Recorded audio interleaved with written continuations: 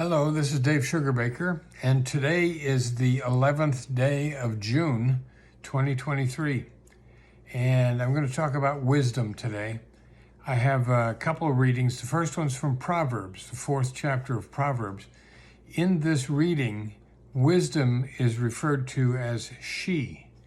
And in some languages, not particularly English, but in some languages like German, almost all of the nouns are assigned a gender, either male or female or neuter, der, die, or das. In Hebrew, some of the nouns are assigned a gender, and wisdom is one of those nouns. And so this talks about wisdom, she, etc. So just so you know that that's what's going on. Proverbs 4, 6, and 7. Do not forsake wisdom, and she will protect you. Love her, and she will watch over you.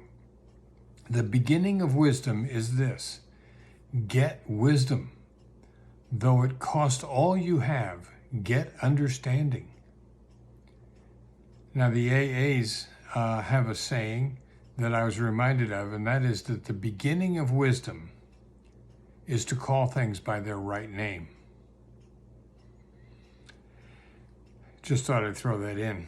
Now, 1 Kings 3, 5-12. This is about Solomon.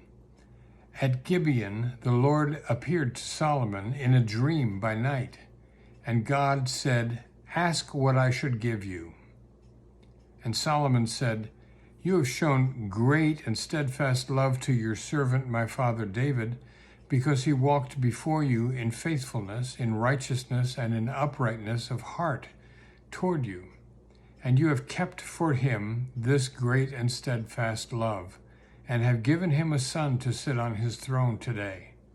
And now, O Lord my God, you have made your servant king in place of my father David. Although I am only a little child, I do not know how to go out or come in." There's a little subservience there. "And your servant is in the midst of the people whom you have chosen, a great people, so numerous they cannot be numbered or counted. Give your servant, therefore, an understanding mind to govern your people, able to discern between good and evil. For who can govern this, your great people?" It pleased the Lord that Solomon had asked this. God said to him, "Because you have asked this and have not asked for yourself long life or riches, or for the life of your enemies, but have asked for yourself understanding to discern what is right, I now do according to your word. Indeed, I give you a wise and discerning mind. No one like you has been before you, and no one like you shall arise after you."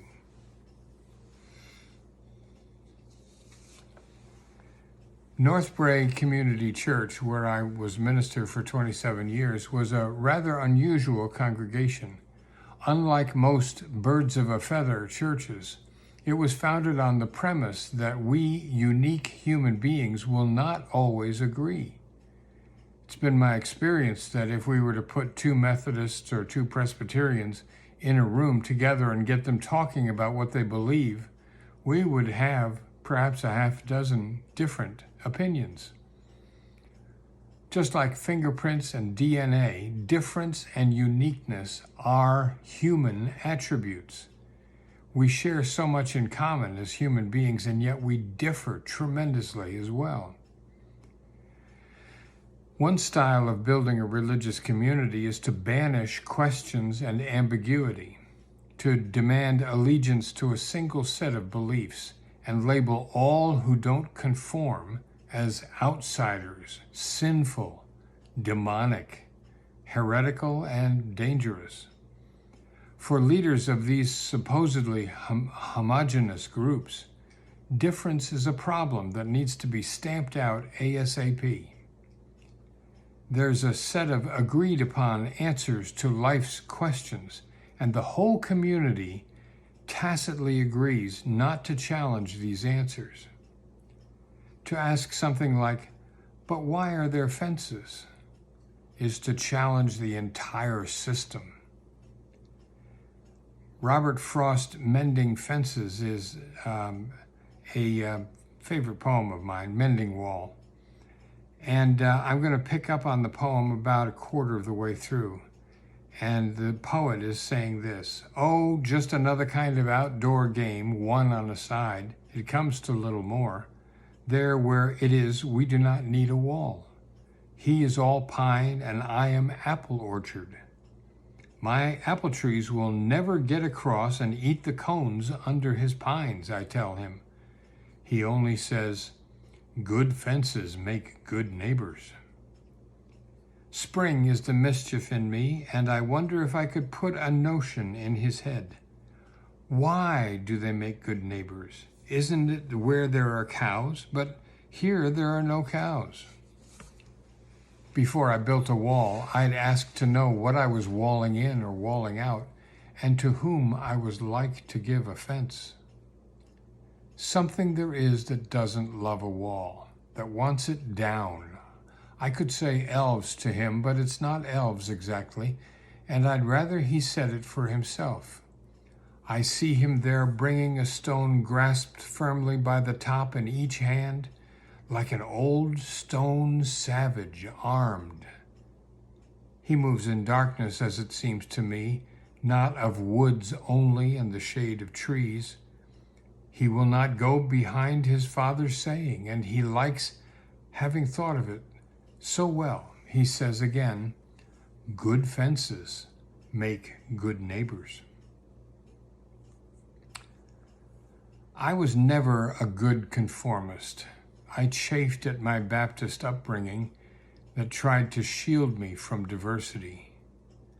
I had a cousin who, as an adult, led his family to affiliate with a very conservative church, and he was really clear about his motive. There will be more answers and fewer questions this way. It didn't work. His kids had as many questions as all the rest of us. We hear on the news about school boards and city councils dealing with parent protests about books available that they deem are inappropriate for their kids. I thoroughly believe in finding age-appropriate books for children. But as young people mature, I believe there should be less and less restriction on what they can read.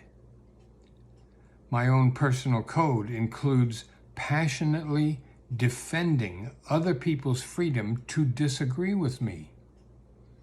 It's my hope that they would be just as ready to defend my freedom to disagree with them.